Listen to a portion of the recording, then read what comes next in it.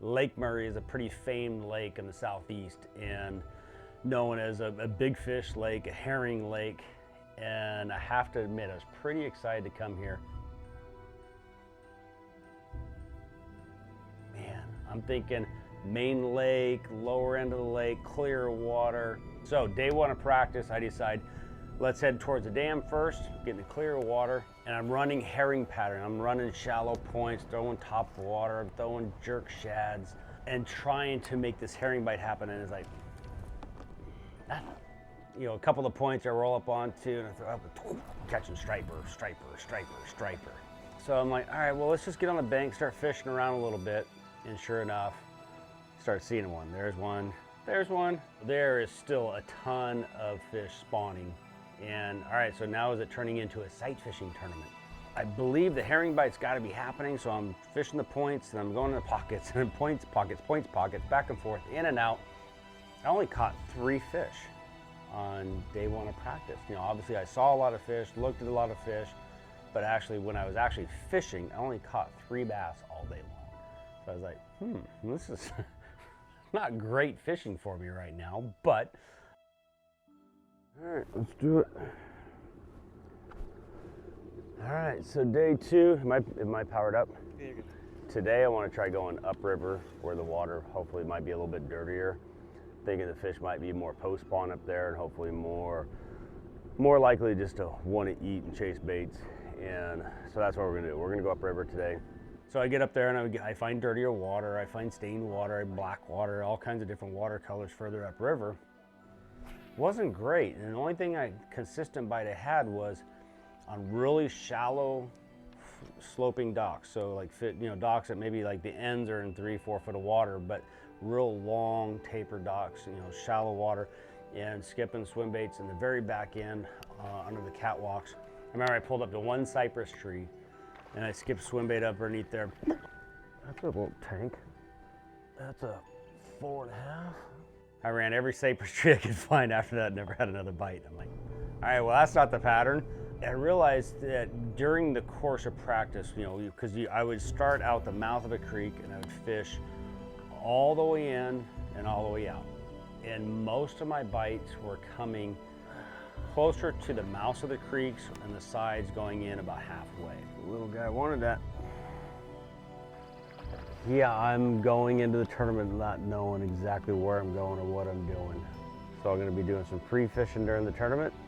And this one is gonna be trying to figure out how to survive, because I was hoping to make a swim bait deal maybe happen here where I could get on, maybe catch 5 big ones a day, and I'm not feeling that now, so.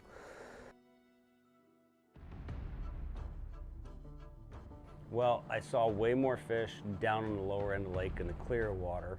I wanted to start on the stuff that I found down the lower end, and I went to a stretch. I was trying to find some main lake stuff that didn't get a lot of fishing pressure. Little secondary points, pockets with some docks and things like that. you get a couple followers, a couple teasers, like, oh man, if they just bite, I'm gonna be in great shape. And that's the problem with big baits, is that most of the time they don't bite unless the conditions are totally perfect and they get it.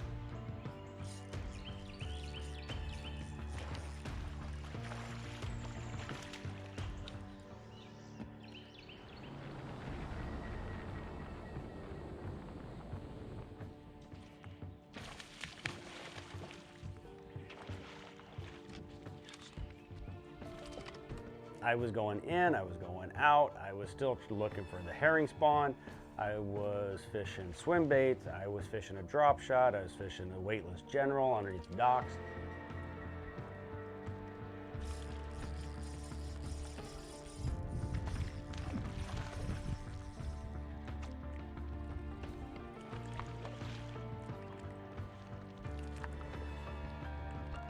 So day one, I end up with 16 pounds, 3 ounces of junk fish. So like I said, from a drop shot to a weightless general to a swim bait. So what I started realizing at the end of day one is that I started getting bites on deeper docks, not the ones back in the pockets. All right, day two, Tackle Warehouse Pro Circuit, Lake Murray. I need 15 or better today to keep me fishing on Saturday. The goal is to catch 17 plus today somehow. I go back to the same stretch. I got about like a 2-mile stretch of shoreline that I believe there's some more fish on. And I come to a dock, and it's main leg dock. I pitch a drop shot out there, 3-pounder. Huh. That's a great way to start the day.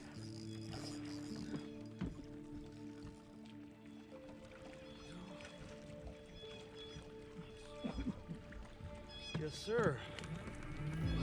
I go to the next dock, outside corner piling, drop shot, hit worm, another 3-pounder. I'm like,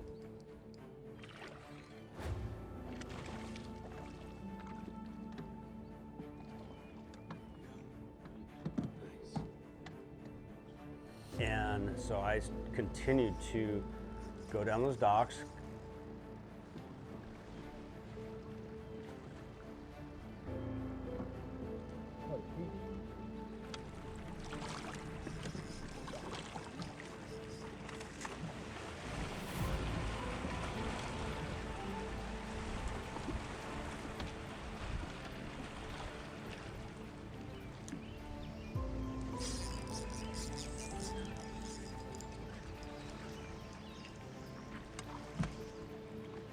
I ended up with 18 pounds on day 2, which was one of the, I think maybe a 3rd or 4th biggest bag of the day on day 2. And so I went from 26th place to 7th place. I'm like, sweet, I like this. But in the back of my head, I'm like, I don't know if I just shot my wad with 18 pounds because I don't feel like I'm on an 18-pound pattern anywhere.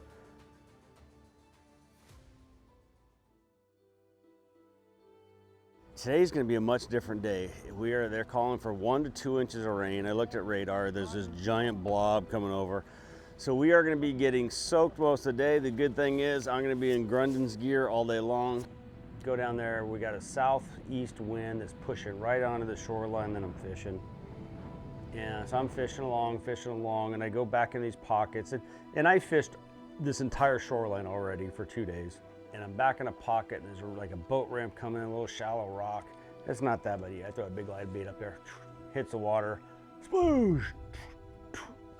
I'm gonna catch a 3-pounder. So first fish of the morning, day 3, is a 3-pounder. I'm like, good way to start the day right there.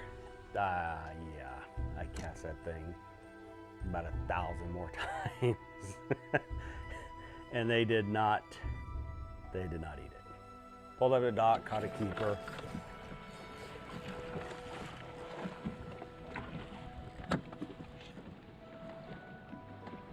Fished the whole shoreline, a bunch of stuff, nothing. I'm like, all right, I gotta go pre-fish, go find some new water. Just drove down the lake, looked.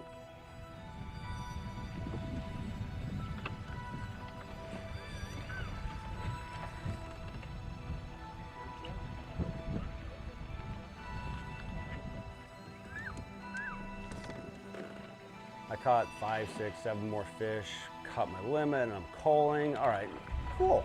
I'm sitting on about 12 pounds. Perfect, shallow, sloping point like that. Lucky Craft Gunfish 115 chrome. Pull up at the point.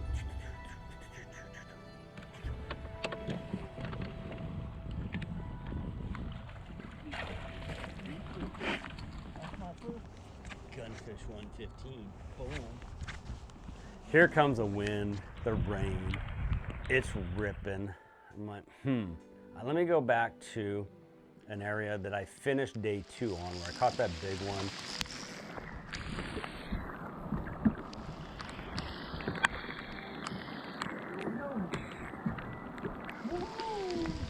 I had maybe an hour window in there where the fish were biting, boom, boom, boom, boom. I upgraded, got up to 16 pounds, moved all the way up to 5th place. Boom, day 3, I was like, wow. I got in with 16, which was great. I probably only needed maybe 14 or something today, or on day 3 to make it to final, but 16 is better than 14. I think you're fishing tomorrow, man. So here's my predicament tomorrow. So I got to catch a plane tomorrow night to get home to California, because my oldest daughter's getting receiving an award at school Monday morning, and I'm Doesn't matter if I make it or not. I'm gonna catch my plane tomorrow night and get home for that. So what am I gonna do? Well, I am going to fish on Championship Sunday. So I'm gonna probably cut my day about a half hour short of fishing. I'm thinking, okay, it's gonna be sunny, bluebird, a little bit of a breeze. All right, so maybe they're not gonna be chasing, the herring guys are gonna struggle. And I was on the drop shot bite, so just going around pitching the docks and open water. Guess what? They didn't bite it. Oh my gosh. But I'm trying to run new water. I'm trying to go back some areas where I think there might be more fish because there's good grass lines around outside the dock, so there's probably more fish in the area, just whether they pull up near a dock, open area. I had an idea that the Lucky Craft 1.5 square bill might be a good way to catch some of these fish because if they are still spawning and they're out in these flats and it's 4 to 8 foot of water and they're chasing bluegill, then maybe I can cover some more water a little quicker. So I finally pick up the 1.5 and a copper green shad, which is like my favorite bluegill little imitation, and comes up, 3.5 pounder, spits it. I'm like, well, that's not how I want to start it there. It's like, oh my gosh, I caught one on the drop shot.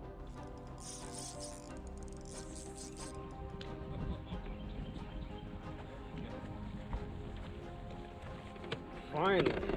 I caught one. I got something to weigh in now.